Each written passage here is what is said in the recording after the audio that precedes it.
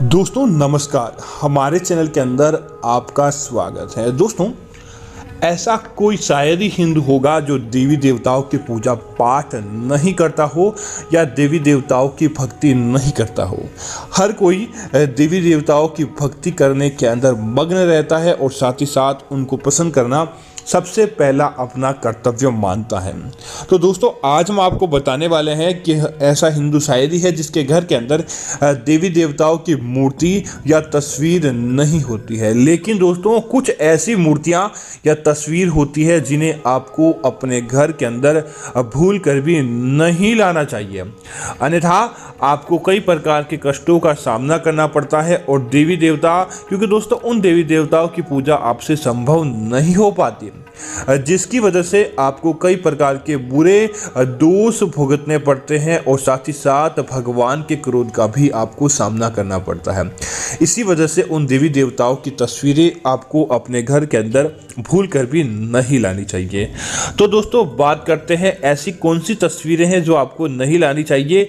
लेकिन आगे बढ़ने से पहले आपसे निवेदन है, वीडियो को पूरा और अंत तक देखें ताकि सही और सटीक जानकारी आपको मिलती रहे। दोस्तों, सबसे पहले भगवान महादेव की तीसरी आंख खुली इस तस्वीर को आपको अपने घर के अंदर, इस मूर्ति को आपको अपने घर के अंदर भूल कर भी नहीं लानी चाहिए, क्योंकि दोस्तों भगवान शिव की तीसरी आंख तब खुलती है जब किसी प्रकार का कोई तांडव होता है या फिर किसी प्रकार का कोई भूचाल आने वाला होता है। इसी वजह से दोस्तों भगवान शिव की हमेशा सौम्य रूप की आपको आशीर्वाद देते हुए या माता पार्वती के साथ ऐसी तस्वीर अपने घर के अंदर लाएं, बल्कि भूल कर भी तीसरी आंख खुली तस्वीर आपको नहीं लानी चाहिए, अन्यथा आपके घर के अंदर अपने आप ही आकस्मिक दुर्घटनाएं या भय या फिर शत्रु हावी हो जाते हैं। इसी वजह से इस बात का आपको जरूर ध्यान रखना चाहिए।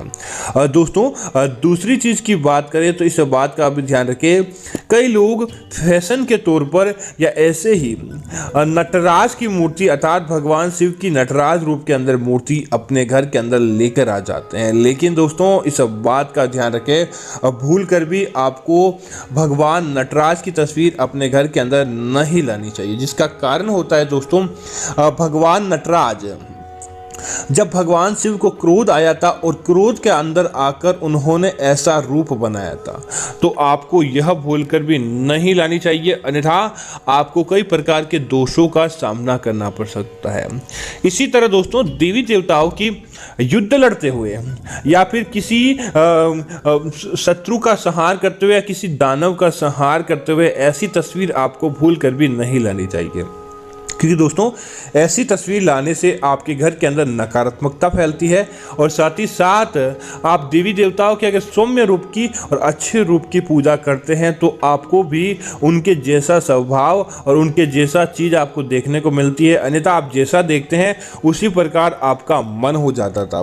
दोस्तों, देवी देवताओं ने अगर लड़ाई की या झगड़ा किया या फिर किसी भी प्रकार से किसी पर दानव का संहार किया तो सृष्टि के उद्धार के लिए और मानव जाति के भले के लिए क्या। लेकिन दोस्तों आज के समय में अगर कोई व्यक्ति किसी से लड़ाई झगड़ा करता है तो दोस्तों उसे गलत ही माना जाता है। इसी वजह से आपको भूल कर भी ऐसी तस्वीर अपने घर के अंदर नहीं लानी चाहिए।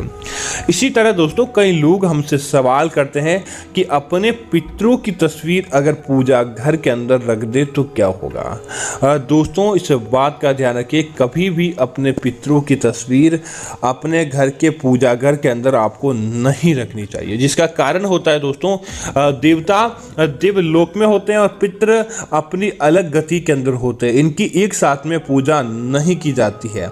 इसीलिए अपने घर के पूजा घर के अंदर कभी भी पितरों की तस्वीर नहीं रखें, बल्कि उनकी पूजा आप अपने घर के पानी भरने का स्थान, पानी पीने का स्थान या फिर अलग आले के अंदर कर सकते हैं। लेकिन देवताओं के साथ में अपने पितरों की तस्वीरें रखने से आपको पितृदोष और काल सर्प दोष लग सकता है। इसी वजह से इस बात का ध्यान रखना चाहिए। और दोस्तों, हर कोई व्यक्ति अपने शयन कक्ष के अंदर अलग अलग तस्वीरें लगाता है, तस्वीरों के माध्यम से अपने शयन कक्ष को संवारता है। लेकिन दोस्तों, कुछ देवी देवताओं की तस्वीरें शयन कक्ष के अंदर भूल कर भी नहीं लगानी चाहिए। जैसे कि हनुमान जी की तस्वीर आपको अपने शयन कक्ष के अंदर भूल कर भी नहीं लगानी चाहिए। दोस्तों, हनुमान जी ने ब्रह्मचर्य का पालन किया और साथ ही साथ दोस्तों कलयुग के जागृत देवता है। जहां पर हनुमान जी का अंश होता है वहां पर हनुमान जी का निश्चित तौर पर वास होता है। तो अगर जहां भी आप हनुमान जी की तस्वीर आदि लगाते हैं वहां पर साक्षात हनुमान जी रहते हैं। और अगर आप अपने शयन कक्ष के अंदर लगाते हैं तो दोस्तों हनुमान जी जिन्होंने ब्रह्मचर्य का पालन किया था उनका व्रत खंडित हो जाता है और आपको बुरे परिणाम देखने को पड़ते हैं। तो आपको इस बात का ध्यान रखना चाहिए, अपने शयन कक्ष के अंदर आप हनुमान जी की तस्वीर भूल कर भी नहीं रखाएं। इसी तरह दोस्तों, भगवान शनिदेव की पूजा हर कोई करता है और इसीलिए करता है ताकि शनिदेव का साक्षात आशीर्वाद उनके जीवन के अंदर देखने को मिले, शनिदेव उनको मालामाल करे और शनिदेव की वजह से उनके जीवन के अंदर किसी भी प्रकार का आकस्मिक भय ना हो। और दोस्तों, इसी वजह से शनिदेव की पूजा की जाती है। तो दोस्तों, लेकिन शनिदेव की पूजा कभी भी घर के अंदर नहीं की जाती। भगवान शनिदेव की तस्वीर आपने देखा ही होगा, कोई भी अपने घर के अंदर लाकर पूजा पाठ नहीं करता, बल्कि उनकी पूजा करने के लिए मंदिर जाता है या अपने घर के मुख्य द्वार के बाहर की तरफ उनकी पूजा कर देता है। तो आप भी इस बात का ध्यान रखिए, गलती से भी भगवान शनिदेव की तस्वीर या उनकी मूर्ति अपने घर के अंदर लाकर स्थापित नहीं करें, क्योंकि दोस्तों इनकी पूजा पाठ करने का अलग विधान होता है। इनकी पूजा करके आप अलग विधानों से पूजा करते हो जो हर व्यक्ति से संभव नहीं हो पाता। और अगर यह अपने घर के अंदर मूर्ति स्थापित करने के बाद क्रोधित हो जाते हैं तो दोस्तों इनको पूजा पाठ के माध्यम से मनाना भी मुश्किल होता है। इसी वजह से इस बात का ध्यान रखा जाता है। इसी तरह दोस्तों, काल भैरव की तस्वीर भी आपको कभी भी अपने घर के अंदर लेकर नहीं आनी चाहिए और न ही भैरव की पूजा और तस्वीर भी अपने घर के अंदर करनी चाहिए। इस बात का भी आपको जरूर ध्यान रखना चाहिए।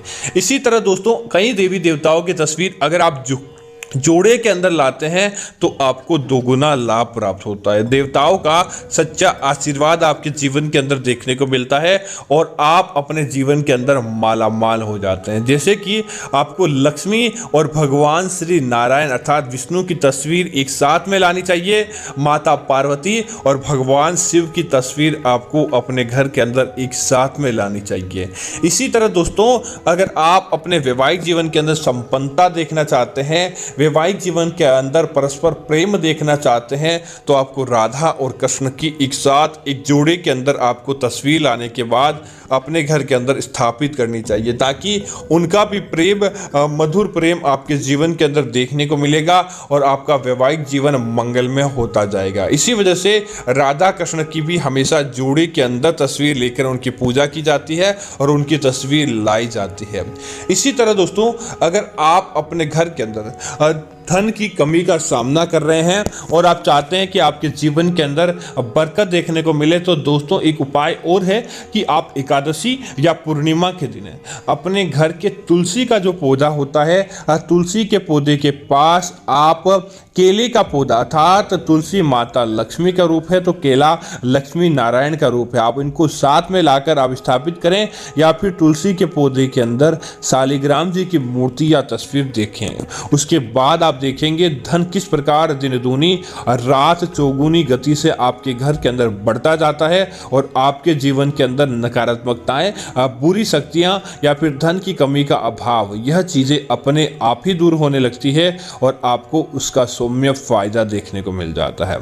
इसी तरह दोस्तों इस बात का ध्यान रखें कि अगर आप अपने घर के अंदर कुछ चीजें जो देवी देवताओं से जुड़ी चीजें होती है वह लाकर रखते हैं तो आपको लाभ प्राप्त होता है, लेकिन कुछ बातों में हानि भी हो जाती है। जैसे कि दोस्तों किसी अन्य के द्वारा इस्तेमाल की गई कोई पूजन सामग्री आप लेकर आते हैं या फिर ऐसी सामग्री जो आप पूजा पाठ करने से पहले ही आप उन्हें खंडित कर देते हैं या अपने हाथों के माध्यम से उन्हें मैली कर लेते हैं, ऐसी सामग्री भी अगर आप लेकर आते हैं तो ऐसी सामग्री से देवी देवता प्रसन्न होने की बजाय आपसे नाराज भी हो सकते हैं। इसीलिए इस बात का ध्यान रखें, कभी भी आपको पहले उपयोग में ली गई सामग्री या जिस सामग्री का आपने इस्तेमाल इस्तेमाल कर लिया है ऐसी सामग्री आपको घर के अंदर लेकर नहीं आनी चाहिए, अन्यथा भगवान के क्रोध का भी आपको सामना करना पड़ सकता है। तो दोस्तों, मैं उम्मीद करता हूं कि यह जानकारी आपको अच्छी लगी होगी। इस प्रकार की अन्य जानकारी देखने के लिए दोस्तों सबसे पहले तो आप हमारे चैनल को सब्सक्राइब करें और साथ ही साथ वीडियो को लाइक और शेयर करना ना भूलें, ताकि ऐसी जानकारियां आपको मिलती रहेगी। जय श्री राम मित्रों,